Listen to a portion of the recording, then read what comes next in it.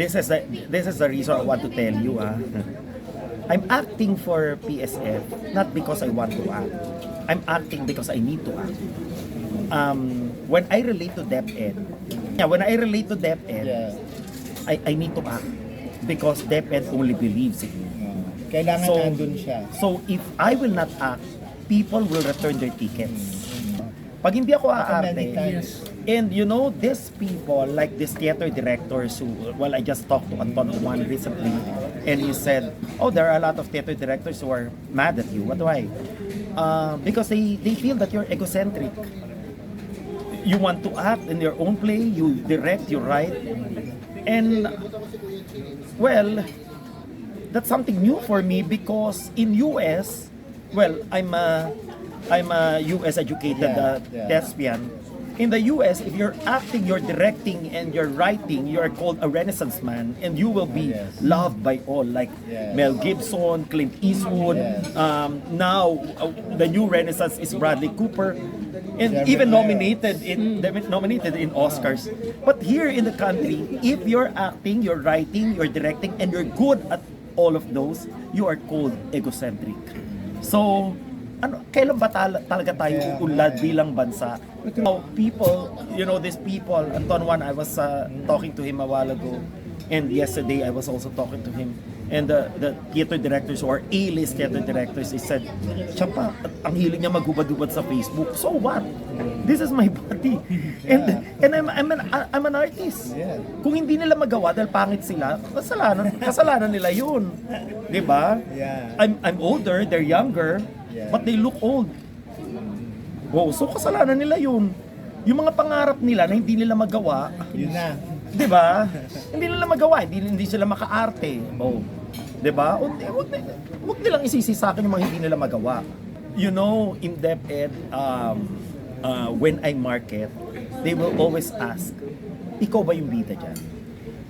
Kasi they won't really, if I'm not the lead. Nasaktan niya si Dave in Hero C. We were in Mindanao. Nakikita niya, nagbabalik ng ticket yung mga teachers kung hindi ako. So I was very tired in Mindanao because I'm acting in all the shows. And even Frank Rivera saw that. He can never deny that. Ngayon, galit na siya sa akin, pero he saw that. Hindi niya pwedeng i-deny.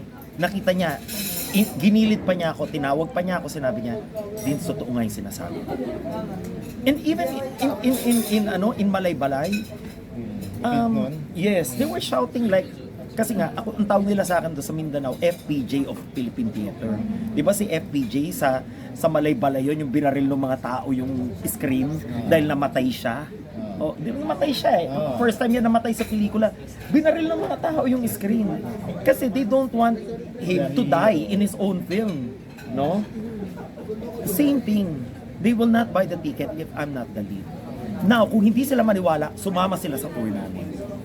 And these people who just, invented that word just to describe me, they don't know anything about film stagers.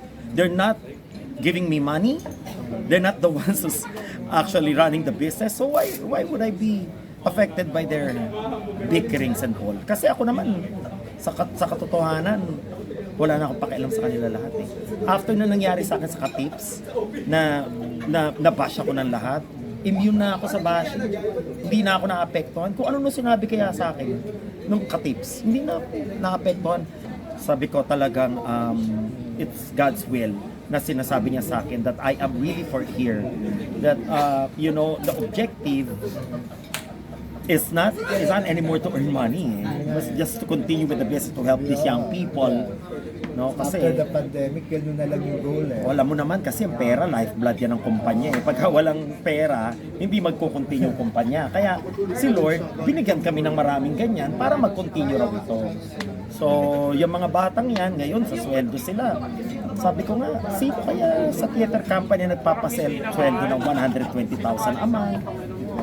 75,000 pesos a month. Walang theater company na ganun. Wala. Tapos itong mga taong to, kung makapagsalita pa, grabe. Was there a time na nakaramdam ka na burnout? Pag dumarating yung artist burnout, what Oo, do you do? meron. I jack off.